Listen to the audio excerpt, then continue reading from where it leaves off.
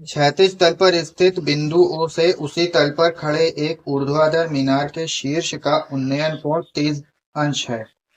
मीनार की ओर 80 मीटर चलने पर उन्नयन कोण 60 अंश हो जाता है। मीनार की ऊंचाई ज्ञात कीजिए।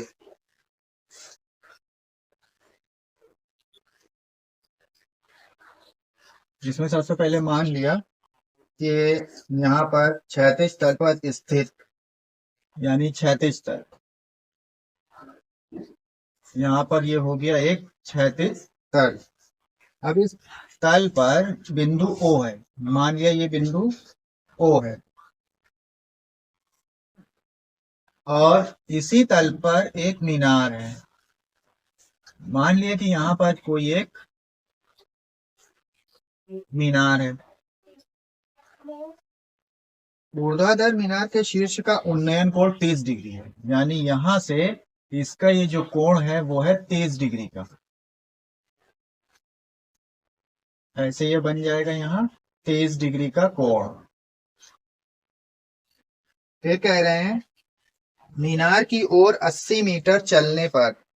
अब मीनार की ओर मान लिया कि यहाँ पर इस बिंदु O से मीनार की ओर, ये मीनार है, इसकी ओर चले तो यहाँ पर 80 मीटर चले गए। मान लिया कि यहाँ पर ये कहीं पर 80 मीटर हो गया, 80 मीटर चले। अब यहाँ इस बिंदु पर उन्नयन कोण 60 अंश हो जाता है। तो यहाँ पर जब देखते हैं इसको मीनार के ऊपर यहाँ पर, तो ये 60 अंश का कोण बनेगा यहाँ से यहाँ पर। इस तरह से ये 60 अंश का कोण बन जाएगा। मीनार की ऊंचाई ज्ञात करनी, तो ये मान लिया कि मीनार की ऊंचाई ये h। अब यहां से यहां तक का डिस्टेंस, ये जो पॉइंट यहाँ पर आ रहा है और ये मीनार का आधार है, यहाँ पर मान लिया कि ये x मीटर है। ये तो मालूम नहीं कितना है, तो इसको x मान लेंगे। और ये दिया गया है 80 मीटर डिस्टेंस, ये लिखा 80 मीटर।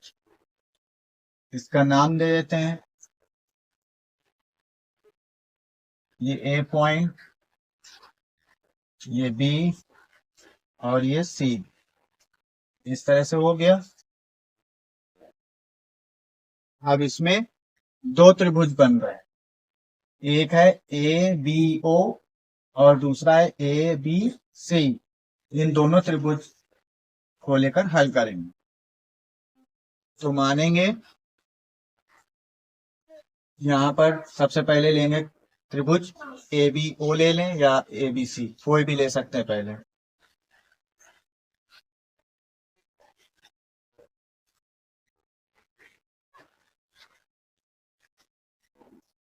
समकोण त्रिभुज ABC में पहले ये छोटा वाला त्रिभुज ABC, इसको लेकर हल कर रहे हैं।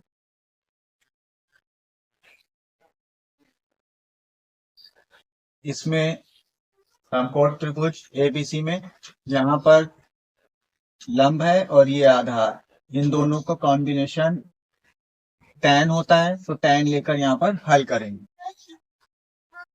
तो इसको लिखेंगे tan थीटा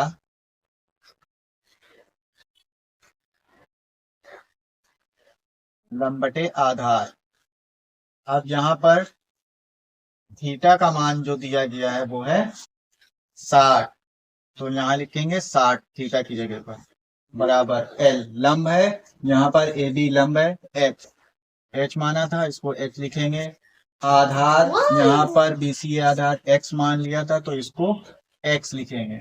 इस तरह से हो गया। अब यहाँ tan 60 की वैल्यू रख देना है। tan 60 का मान होता है √3, यहाँ √3 लिखेंगे, बराबर H बटे X। इस तरह से हो गया। अब यहाँ इसका गुणा इसके साथ कर सकते हैं,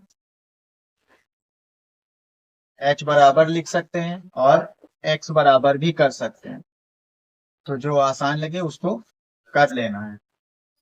यहाँ पर अभी ABC के बाद ये ABO को भी हल करेंगे, तो यहाँ पर ये डिस्टेंस है वो X के साथ 80 को मिलाकर लिखा जाएगा फुल डिस्टेंस। तो उस हिसाब से भी यहाँ पर मान के कर सकते कि एक्स का मान रखना है या नहीं रखना है पहले। ठीक है, इस तरह से भी हल किया जा सकता है। तो ये मान लेते हैं कि ये एक्स बराबर एक्स अपॉन रूट 3, इस तरह से भी इसको मान के हल कर सकते हैं। इसको मान लिया समीकरण 1। अब दूसरा समकोण त्रिभुज लेंगे।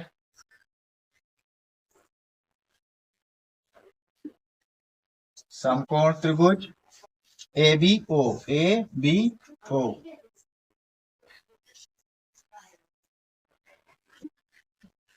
अब इसमें भी लंब है और यहां से लेकर यहां तक बी ओ आधार है। वो लंब और आधार का कॉम्बिनेशन लेकर चलेंगे तो इसमें भी tan थीटा ही लगेगा। tan थीटा बराबर लंब बटे आधार। अब यहाँ पर थीटा की जगह पर कोण लिखेंगे। कोण है यहाँ 30, तो यहाँ थीटा की जगह पर 30 डिग्री लिखेंगे। लंब ए बी एच है, एच माना था, एच लिखेंगे। बी ओ आधार है, पूरा यहां से लेकर यहां तक आधार है। इसमें 80 मीटर और ये एक्स दोनों पार्ट हैं, तो इन दोनों को जोड़कर लिखा जाएगा 80 प्लस एक्स, इस तरह से। अब यहाँ 30 डिग्री का मान रखेंगे, tan 30 का, और tan 30 का मान होता है 1/√3। यहाँ h/80 प्लस एक्स, इस तरह से हो जाएगा। अब यहाँ इस हर का इसके साथ गुणा हो जाएगा और इस हर का दूसरे भिन्न के इस अंश में गुणा हो जाएगा।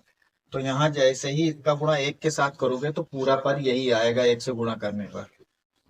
तो ये हो गया 80 प्लस एक्स बराबर, और इस √3 का h के साथ गुणा, तो h√3, इस तरह से हो गया। अब यहाँ इस समीकरण में ये जो बना हुआ है इसमें x का मान रख सकते हैं। यहां से यहाँ पर ये जो मान दिया गया है x बराबर h/√3, इसको रख देंगे इस x की जगह पर।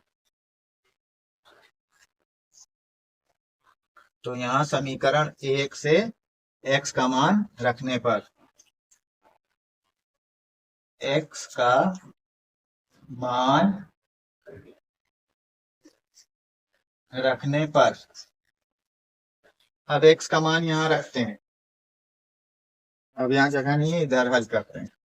x का मान इसमें रखना है, तो यहाँ पर है 80 प्लस x का मान यहाँ पे है h/√3, तो यहाँ लिखेंगे h/√3, फिर बराबर है h√3, इस तरह से लिख लेंगे। अब ये वाला पार्ट इसको बराबर के इधर ले आएंगे, इसलिए कि हमें h का मान निकालना है ऊंचाई, तो इसको इस तरफ ले आएंगे और ये 80 को बराबर के उधर भेज देंगे। ऐसा कर सकते हैं, या फिर कर सकते हैं कि इस पूरे पार्ट को बराबर के दूसरी तरफ भेज दें। तो यहाँ पर इस तरह से लिखेंगे h√3 और ये h/√3 को बराबर के दूसरी तरफ भेज दिया, तो माइनस का हो गया h/√3। अब इसको हल कर लेंगे। अब इसमें h ऊपर अंश में कॉमन मिल जाएगा, तो इस कॉमन को निकाल लेंगे, तो यहाँ बचेगा h कॉमन निकाल लिया, ब्रैकेट। अब यहाँ बचा √3 माइनस 1/√3। अब इसे हल करना आसान है, इतना पार्ट। अब इसे हल करेंगे।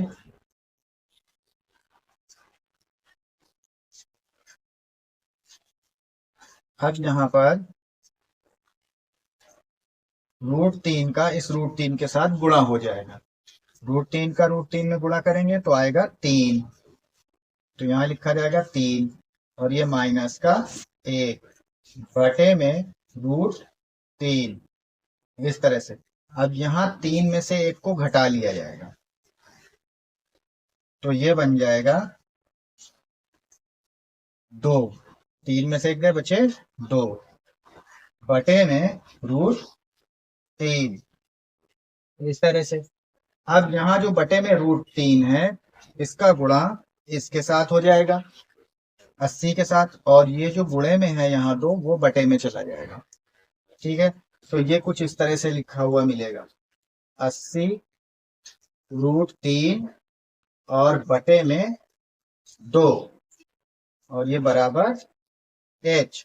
अब 2 से इसको काट देंगे 80 को, ठीक है, तो 2 से 80 कट जाएगा 40 बार में, तो इस तरह से h बराबर आ जाएगा 40√3। ठीक है, तो इसकी ये ऊंचाई हो गई, मीनार की ऊंचाई 40√3। अब ये सब मीटर में है, तो इसका आंसर ये मीटर में आएगा, इस तरह से। इसमें आगे मान भी रख सकते हैं, मान रख के अगर हल करना है तो √3 का मान रख देंगे 1.732 और रख के 40 का गुणा करके लिख सकते हैं।